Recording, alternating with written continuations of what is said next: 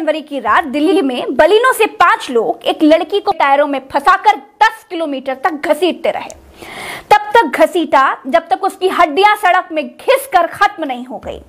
तब तक घसीटा जब तक उसके सारे कपड़े फट नहीं गए। घसीट कौन रहा था? एक बेटी को टायर में घसीटने वाला कार में कौन था? ये बीजेपी का नेता मनोज मित्तल। हाँ, ये मनोज मित्तल जो आपको होर्डिंग्स में चिपका हुआ दिखाई दे रहा है। इसके ऊपर बेटी बचाओ वाले प्रधानमंत्री जी मुस्कुरा रहे हैं, नड्डा जी मुस्कुरा रहे हैं, दिल्ली पुलिस के मालिक गृह मंत्री मुस्कुरा रहे हैं। इस पोस्टर मंडली में जिसका सबसे बड़ा फोटो है, देखा आपने उसने कैसे बचाई बेटी? यही इनकी बेटी बचाओ की तकनीक है। इसी टेक्निक से बेटी बचाएंगे।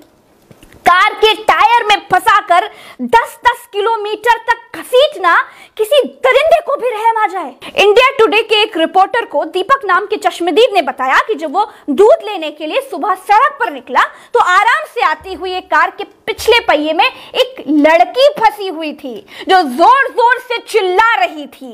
और इस कार के भीतर था, होर्डिंग में दिखाई दे रहा, ये भाजपा मंगोलपुरी वार्ड का सह संयोजक मनोज मित्तल, जो नरेंद्र मोदी जी को, अमित शाह जी को, नड्डा जी को अपने सह संयोजक बनने पर धन्यवाद दे रहा है। ये वो दिल्ली है दोस्तों जिसकी पुलिस के मालिक खुद गृह मंत्री अमित शाह जी हैं। ये वो दिल्ली है जहां एक बेटी को कार में फंसाकर घसीटने का आरोपी बीजेपी का ही नेता है।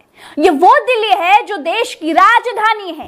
ये वो दिल्ली है जहां आकर अमित शाह यूपी में बता रहे थे कि यहां लड़कियां रात के 12 बजे गहने लाद करके भी स्कूटी पर घूम सकती हैं। अमित शाह जी, आपकी अपनी दिल्ली पुलिस के नाक के नीचे स्कूटी सवार एक बेटी की क्या हालत की है आपके ही एक आरोपी नेता ने।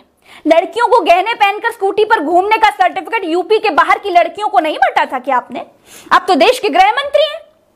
एक लड़की को गाड़ी के टायरों में फंसाकर दिल्ली की सड़कों पर घसीटने वाला अगर कोई सामान्य अपराधी भी होता तो भी उसे फांसी पर लटकाया जाना चाहिए। लेकिन यह गुनाह, ये जघन्यतम अपराध एक बीजेपी नेता की मौजूदगी में हुआ है।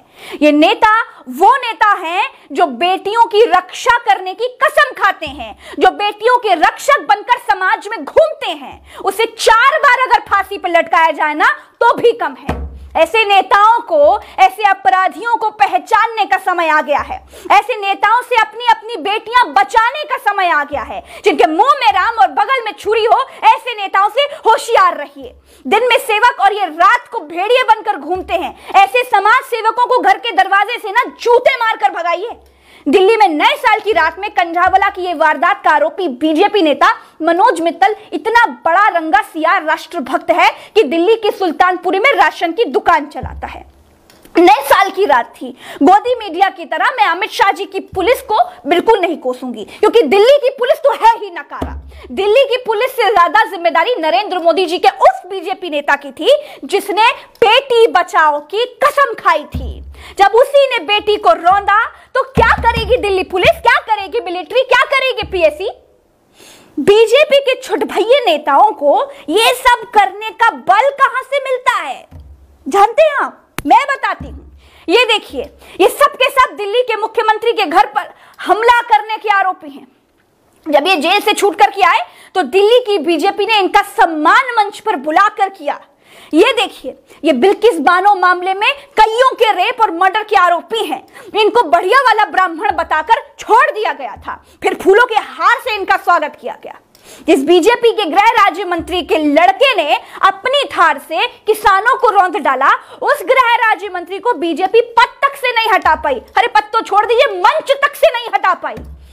अब इस राशन वाले बेटी रौंदक बीजेपी के नेता को जेल भेज दिया गया है। इसके गले का हार बनवाने के लिए अगर बीजेपी ने माली को ऑर्डर दे दिया हो ना तो भी कोई ताज्जुब की बात नहीं है। शिवम अब बंद करो, अब मुझसे बिल्कुल नहीं हो रहा यार, मुझे बहुत गुस्सा आ रही है।